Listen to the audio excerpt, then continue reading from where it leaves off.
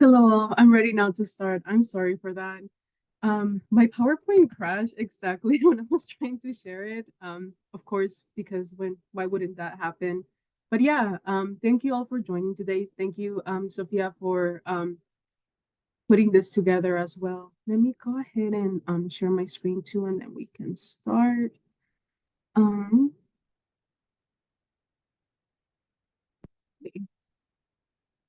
are people able to see that fine? Yeah, we I can think see. awesome. Okay, well, thank you all for joining. My name is Mariana. I use she, her pronouns, and I'm an advisor and outreach coordinator at the Global Learning Hub. And today I wanted to share with all of you a couple of different resources and opportunities that we offer for at the Global Learning Hub. And a little bit about me. I'm actually a UC Davis alum. I graduated in 2019 with a double major in psychology and Chicanx studies. And my global learning opportunity is actually something that I did after I graduated. So I did something called the JET program. I'm not sure if people might be familiar here, but it's essentially teaching abroad program in Japan. It was a wonderful opportunity, and that's also something that we offer for students, different resources for after graduation, and we will be covering that later. But yes, so let's get started. So this is kind of like the overview of the presentation for today. First, I want to start off by explaining what global learning is and why is it important. I think it is a little bit of a newer concept and kind of like the vision behind our office and also like the type of programming that we offer. Then I would like to talk to all of you about what the Global Learning Hub is, what opportunities that we offer, and excuse me, I wanted to touch upon finances and funding. I feel like this one is huge always for students. And finally, I do want to allow space for Q&A. So if you could please hold your questions towards the end, and then we can dedicate time for that. Alrighty. So first, I wanted to start off with explaining what global learning is. And we worked together in putting this paragraph to kind of like explain what that means. And I'm just gonna read it off and then we can like digest it a little bit. So global learning at UC Davis is a combination of local, regional, national, and international experiences. Together, they develop key skills, knowledge, and networks that help you build global awareness, engage global diversity, and pursue collaborative and equitable global action.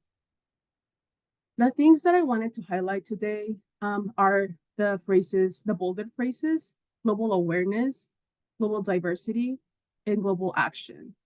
Those are like the main key points I would say when it comes to global learning. We want to make or like help students create this global awareness, right? What is happening around the world?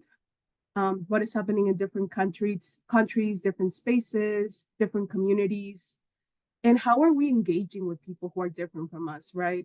Whether they speak a different language, are from a different culture, in a different country, so we can finally work together and collaborate for global action, right? There's going to be discussion of like different global issues, different challenges. So how are we collaborating together, right? So why do we care? Why is this important for us? Something to note is that we live in a world currently that is interconnected more than any other time throughout history, right? And if you really think about the career that you want to pursue after you graduate, I think there is maybe like a small amount of careers that really don't operate in a transnational level or don't really affect any other like fields. For the most part, you can think about how the work that you'll be doing can affect other like nations, locations, people, cultures. So everything is really interconnected and do have different intercultural aspects to it. Another thing too is we live in an evolving society. As you know, things are not really just like they're always changing essentially. And that's something that we want to help students kind of like develop that flexibility to keep evolving and changing with different societies. And also understanding how, yeah, they're interconnected and we're affecting other people around us. So our office also created this little graphic in order to try to or explain this a little bit better. As you can see, global learning is in the middle. And then the bolded phrases that I previously talked about are in like the middle circle.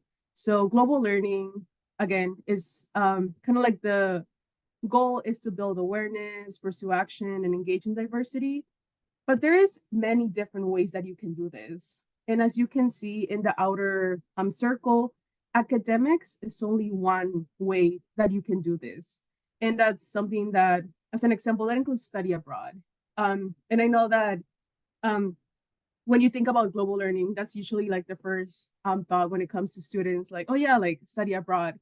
And definitely, we have so many different study abroad programs, but just know that we also have programming that doesn't require that. You can also do global learning through experiences, and you can also do it through just like living and leading. And I will share more later in the presentation to exemplify how you can do all of that. So now that we kind of like explain that a little bit, I think this slide is going to talk more about the more tangible benefits for students when it comes to global learning. The different type of opportunities that we have will help you advance intercultural and language skills, as you can see in the first two bullet points. Our different programming will require you to communicate and work together with different groups of people. They might be international people, they might be local, people who speak different languages, people who live in different communities. Or, yeah, this would help you kind of like work together with different cohorts of people and also help you develop those skills to interact with them. You will also be able to build connections. A lot of our programming creates kind of like different cohorts of students that are beyond just undergraduate. You might be able to work with graduate students, professors, members of the community, or even like international students. So you're always building different type of relationships. Another big one too is fulfill graduation requirements. Um, a lot of our programming does offer units for students, as well as classes that can help you potentially fulfill graduation requirements, minor, major, and so on. And finally, these type of skills and experiences and programming that we offer will help you enhance those career preparation skills, right? At the end of the day, employers are looking for people who are prepared to work with different communities across different teams. And this is something that more than ever, we're seeing that employers are looking for. So now that we explained what global learning is, why is it important, how that can help students, let's talk about what the Global Learning Hub is. So on campus, we have a center where we offer all of these different type of opportunities. And it's kind of like your first stop to like learn about what global learning is and also receive advising on how you can engage with that. Not to say that we're the only people that are doing these type of opportunities, but we can help you get that process started. And we offer different type of advising as well. We have in-person, online. We also have peer advisors. We have professional staff advisors. So we offer different type of resources. We are located in the International Center, which is right across of Russell Field. Yeah, in California Avenue, I believe. Yes. And this slide is exemplifying the different type of programming that we offer. We divided it in 4 different categories to try to explain it better. Some opportunities can very much land across different categories here, but it's just like a nicer way to explain like everything that we offer. And as you can see, study abroad is one of our big programming that we offer that is super exciting. But we also have more than that. We also offer internships in research, global skills in leadership, and finally, global community engagement. And kind of like I mentioned before in previous slides, this can happen in many different levels. It can either be international, on campus, in Davis, in the Sacramento region. So there is something for everyone. And I also want to kind of like touch a little bit on these and try to explain like what they mean essentially. So I want to start off first with global skills and leadership. And essentially, these type of opportunities that we have are more for professional development and the development of also leadership skills. And this can help you engage with diverse individuals and also lead teams. And these look in the way of different like workshops. We also offer a conference that we offered this past April. It was very successful, and we usually offer it every year. So that's something to look out for. And we also offer programs with different international partners as well. And these type of programming would actually help you apply what you're learning, in the classroom or in the more like actually be applicable and more of like an experiential learning type of opportunity. I wanted to give an example too to kind of like explain like what these programs look like. We actually have this one, Global Impact Fellows. And I know this slide says May 14, but we actually extended the deadline for this program to May 24th. So there's still time for apply. Essentially, our Global Impact Fellows are students, either undergraduate, it's open to either undergraduate students or graduate students. And the whole purpose of this is to create different projects that address different sustainable development goals imposed by the United Nations, essentially. And you can either, submit your own project that you would like to work in, but you can also just say that you would like to participate and we can place you in a project. This is something that happens on campus, kind of like mentioned here on the right side. There's only like a 20-hour commitment every quarter, and it's a year-long program. And you even have the opportunity to earn a LinkedIn recommendation by our office. And we do provide mentorship from different like staff or faculty that can help with that. So again, a great opportunity happens on campus, something that you can add to your resume, develop intercultural skills. You're working in the community, you're working in a project. So yeah, awesome opportunity. And it's also it has no cost involved too.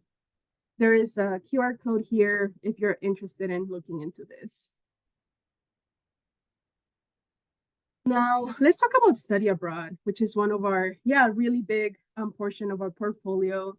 And in our office, there's two main pathways that students can pursue study abroad. We have our regular UC Davis programs. And what that means is programs that are curated, created in-house at UC Davis. And these are there's three main lengths of these programs. We either offer them in the quarter, summer, or during the winter break. And these programs are called faculty-led programs because there is a UC Davis faculty that is teaching you the class that you're taking abroad. And the class that you're taking is taken straight out of the catalog. So it's as if you were taking it in UC Davis. You don't have to worry about like, how is this going to transfer over? What requirements is going to satisfy? It's going to be very seamless. It's as if you were taking it at Davis. And usually these programs are also a good opportunity to have smaller cohorts too.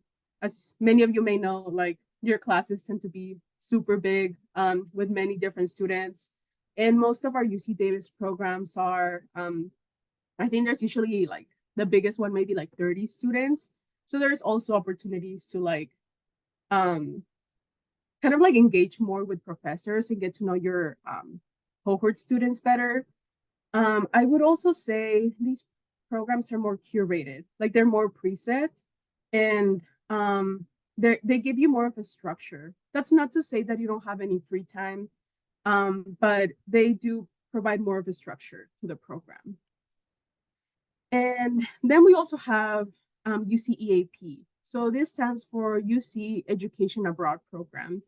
And these programs are actually offered through, they have like their own office, but it's basically through like the University of California um, office. And they offer different type of lengths. These programs are either year, semester, quarter, and summer.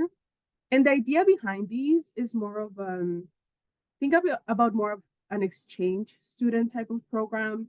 So most of these programs do have partnerships with different universities across the world, as mentioned here. So you can there's programs in Oxford and programs in there's one in Mexico City too. Oh my gosh, I'm forgetting about the name of the university, but there is like different type of universities that we partner with, and you're able to be a student in those universities, an exchange student. And um, the idea behind them is to have a more immersive experience too. So you're able to take classes with local students, live in that community for longer, because usually these programs tend to be longer. And yeah, just like have a more immersive cultural experience. Beyond study abroad, we also have internships and research. And these internships, we actually have a big portfolio for internships that also happen abroad. And we have, through our UC Davis programs that I previously discussed, we also offer internships during the summer. So usually the way that these internships work is that you select the field that you want to work in. I think there's usually like a communications field. We also have like an engineering one. And essentially we work with providers overseas, and they help us place students within different like corporations so you can have your internships. And beyond in person, we also have them virtual too. And as you can see here, the slide, we have different type of fields. Like I said, we have an animal vet science one that is super popular, business, design and fashion, global health, engineering, and so on. And these internships do provide you credit. And you don't necessarily have to do it also through like UC Davis programs. There's also UCEAP offers internships. And there's even external internships that are not really related to UC Davis or the UC system that you can also engage with.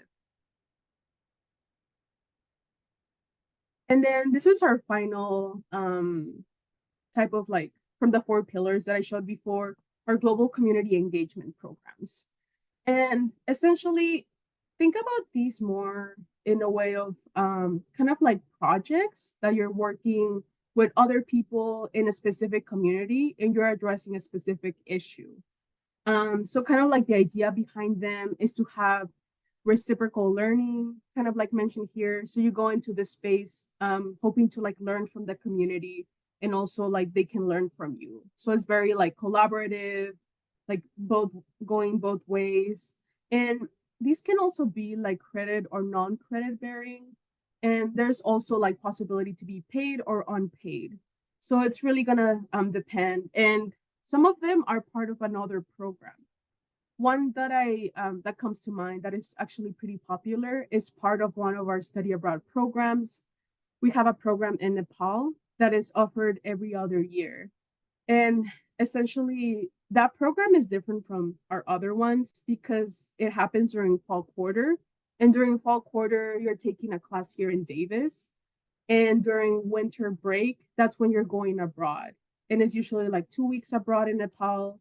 And during the fall quarter, you're working virtually with Nepalese students in a specific project that you want to implement once you go abroad. So that's kind of like the idea behind global community engagement, is that you're working together in a project to make that happen. And beyond those main pillars that I mentioned too, there's other like on-campus academic learning opportunities that we offer. As an example, we have first year seminars and first year Aggie connections. These can be credit or non-credit bearing, and they're open to first year students, transfer students, and beyond. And another big popular one is our global studies minor. And this minor, kind of like the idea behind this is we wanted to provide students the opportunity that after they completed, as an example, a study abroad program, that they can come back and have something more like tangible academically. And that's the idea behind the global studies minor. So essentially, classes that you take abroad can be applied to the minor. And it's actually a very flexible and very interdisciplinary minor. It is kind of like a project in a sense, since you will be able to select the classes that you want to take from different departments and put them together to explain like what the theme of your minor is. I'm one of the advisors for this minor, so if you ever have questions or anything, you can also feel free to email me. Okay, so beyond, talking about the programming that we offer as you're a student here, we also offer advice and support to help students pursue after graduation opportunities. And that's something that I actually did as a student. I decided to go for an after graduation opportunity with the Teach Abroad program that I completed. But there is more than just teaching abroad, even though that's one of the most popular routes that people take. There's also like volunteer and service programs. So there is also fellowships too. If you want to pursue like a graduate degree abroad, there's different fellowships available for that. There's also like work and interning abroad independently too. And there's graduate school. And there's actually a couple of different scholarships that are considered like prestigious scholarships. Maybe some of you have heard about the Fulbright program. They offer you kind of like funds in order to either pursue like graduate school as well as maybe like teach abroad for a year or maybe do research. So there is, you know, ways to keep being engaged globally after you graduate. And now let's cover finances and funding because I feel like this is huge. Something that I do want to say is that some programs that we offer are low to no cost. So kind of like the program that I mentioned before, the Global Ambassadors Program, you don't have to pay to participate, as an example. Or there are some programs that don't require they don't necessarily offer like credit as an example, but it's more of a volunteer opportunity that you can be funded for. I actually participated in one of these programs too as an undergrad.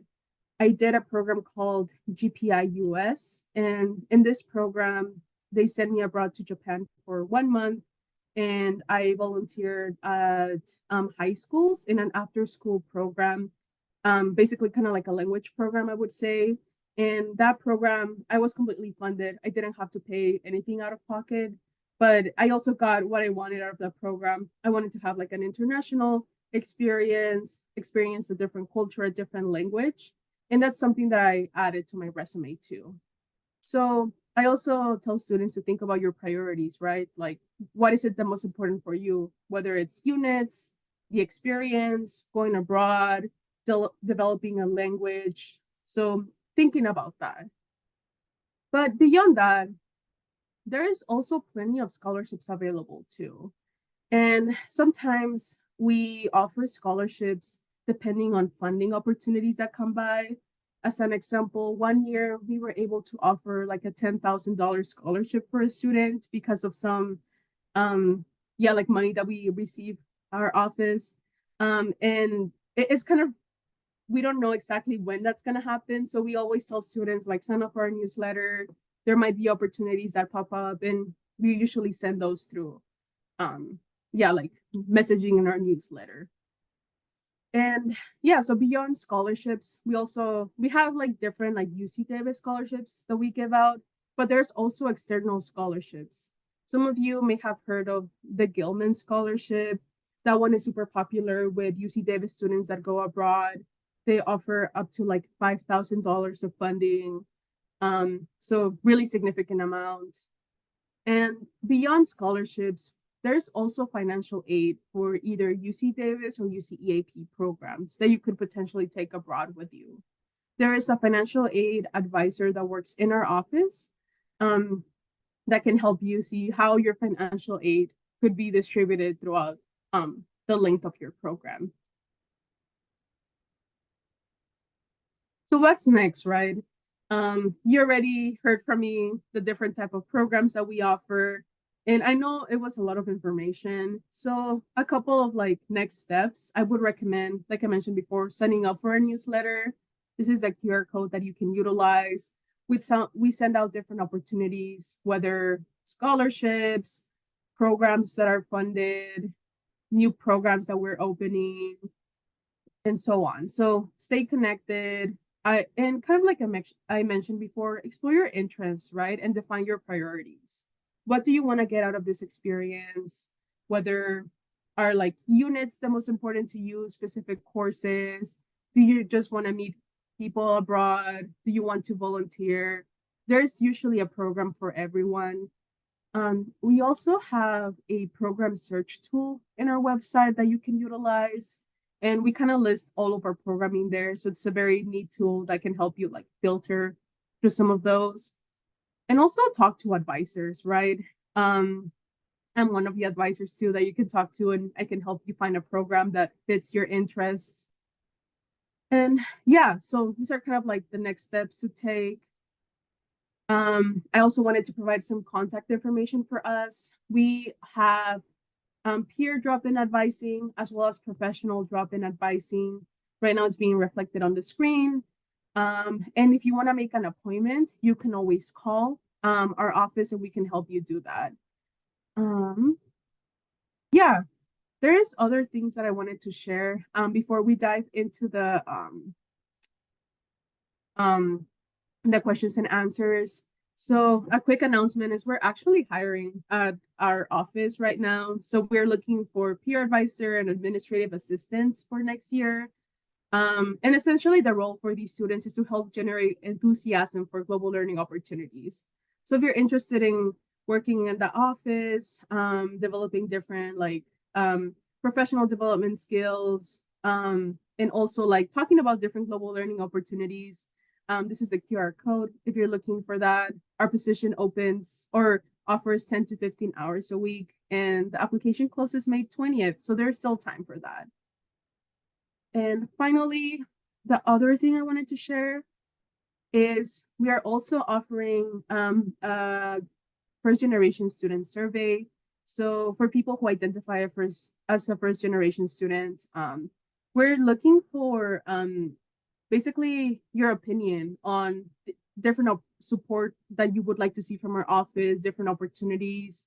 And if you participate, you also get the opportunity to receive a 75 gift card and enter the raffle. So if you're interested, you can scan this QR code and participate to receive free money.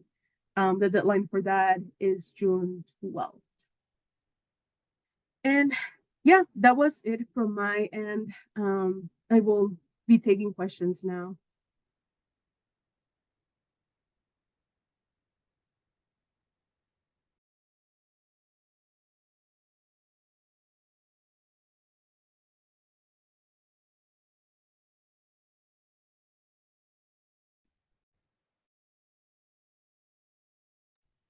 I realized I was muted, but yeah, if you have any questions, you can drop them in the chat, or we also have some questions that were submitted before that we can go through. I have a quick question. Sorry. I was a little bit late because I was running late from class. Is there any way that the beginning of this presentation was recorded? Yes, it was Yes. recorded. And I can send you a link to the recording Oh, afterwards. awesome. Thank you so Yeah, much. of course. No problem. Yes, and if any of you also like have more questions beyond this or want to like talk very specific about your situation, we can always meet together too. I'm going to move the screen or the slide to the next one because there were some questions that were submitted. And these might help you spark some like different type of questions that you may have. But the first one that we received is for internship study abroad opportunities, how should students go about finding internships? And is the internship provided by the program? If not, what are some tips for the internship search? This is a really good question. I will say it's going to depend on the internship program that we're talking about. If you are talking about the UC Davis internships abroad that we offer, you don't have to look for your own internships. We're working with partners abroad that are helping students be placed in a space that they're interested in. So you can give your opinion or like what you're interested in looking for. They can help you be placed into that company. But if you're looking more independently, or you're looking for something very like specific to your career, we also have different tools within our website that can help you find internships in a specific country. So yeah, it's gonna depend. So there's both essentially. For our second question is, what year is most recommended for studying abroad? This is also a great question. I would say in general, what I've seen the most is that usually junior and senior students tend to do study abroad the most. But that's not to say those are the years that you have to go abroad. Essentially, any year would be as long as you are eligible for the program, because some programs are restricted to class levels, you can go ahead and go abroad. So there's not a specific one. I would say just give yourself enough time to plan. We tell students to start planning usually 1 year in advance before you actually go abroad, since it requires a couple of conversations with us, with your academic advisor, with financial aid. So I would say just give yourself enough time to plan, and a year that works for you is a good year, basically. The next question that we have is, can seniors study abroad the summer after they graduate? Does this affect their graduation time? Also great. I think all of these questions are great, but essentially we receive this question a lot as well. So the answer is yes, as a senior that you're graduating. So if you're expecting your last classes at Davis to be, let's say, spring quarter, you can definitely participate in the summer for study abroad. The only thing you have to do is you have to file to graduate for summer session. The way that is going to impact is that you will receive your diploma later, since you're graduating in the summer. But other than that, there's usually not much more of an issue. But that's definitely an option, since most study abroad programs require you to be a student. I have a question, like branching off of that one. Yes. Could you study abroad like during like spring quarter? Like, let's just say like I'm a senior next year and I would be graduating next spring. Could I study abroad that spring and then still come back and graduate on time? Or how does that work?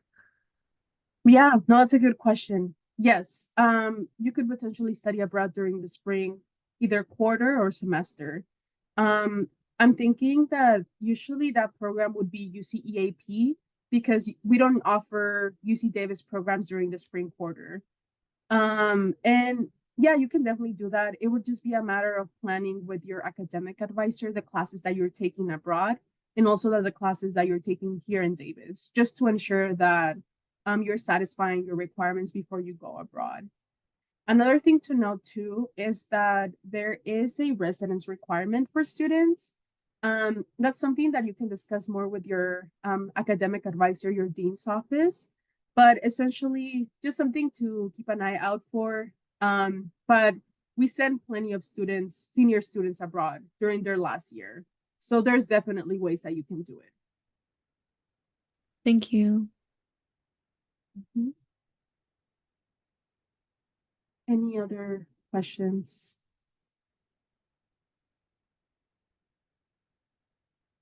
Okay, I'll move down the list then. For number 4, the question is, do study abroad classes count towards the global studies minor?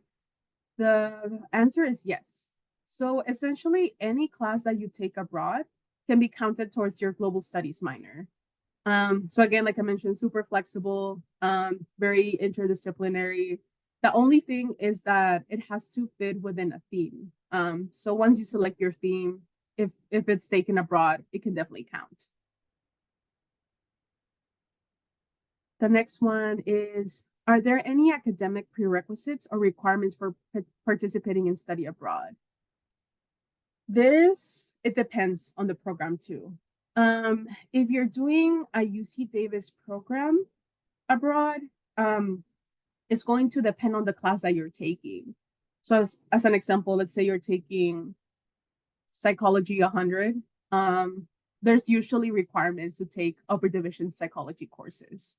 So as long as you have satisfied that, you can go ahead and enroll in the program. We also have some eligibility requirements, like being 18 years or older, being in good academic standing, and then having satisfied the requirements. Beyond that, you can enroll in our programs. And for UCEAP, it also depends on the program too. Some programs require a specific language level, I'm thinking like some programs in Mexico, as an example, you need to be fluent in Spanish in order to participate, but not all of them. So it's really gonna depend on the program you select. And some programs are also open to certain levels. So like juniors and seniors only, as an example. But beyond that, I can't think of any other. But yeah, you can always like contact us if you have a specific program in mind, and we can like talk through any of the requirements that they have. And the final question that I have here is, what types of housing arrangements are available for students studying abroad? Also, super great question. And you're gonna sense this as a theme, but essentially it's going to depend on the program too. And I would say for UC Davis programs, it can look very different depending where we're sending you. So I'm thinking, as an example, Writers in Greece. That's one of our most popular programs that we tend to offer every year. I think most of their housing situation happens in hotels, since you're moving around a little bit. But as another example, we have our quarter program in the London School of Economics. This program happens in, I think it's in a dorm or apartment style of housing. I will say for the most part, you are sharing like a room with someone. So just like in general, I would say like that's the trend that we see. But if you're participating in a UCEAP program in a university, like if you're going to Cambridge, as an example, you might be able to do like a dorm style of housing arrangement. And even some UCEAP programs allow you to have host families too. So yeah, it's really gonna depend on the program that you're choosing.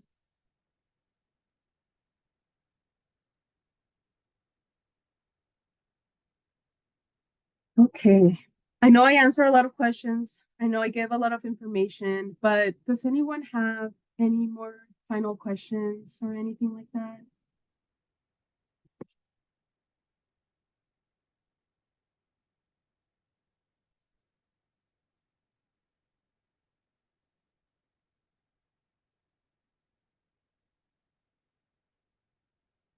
If not, please visit us. Again, if you want to receive individual advising too, we're more than happy to see you.